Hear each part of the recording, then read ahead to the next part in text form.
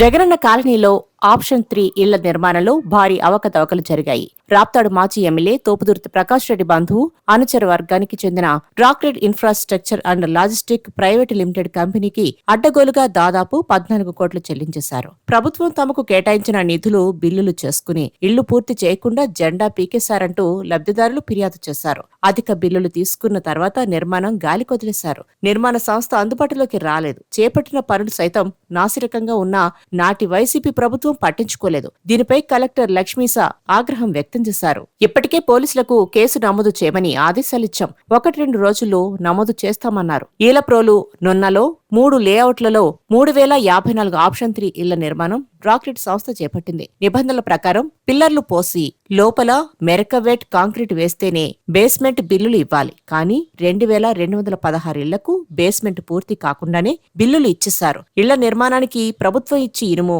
Cement తీసుకోకుండా నేరుగా నగదు తీసుకుని దోపిడీ చేశారు. రాక్రెడ్ సంస్థ 14 కోట్లు కొట్టేసినట్లు విజిలెన్స్ విచారణలో తేలింది.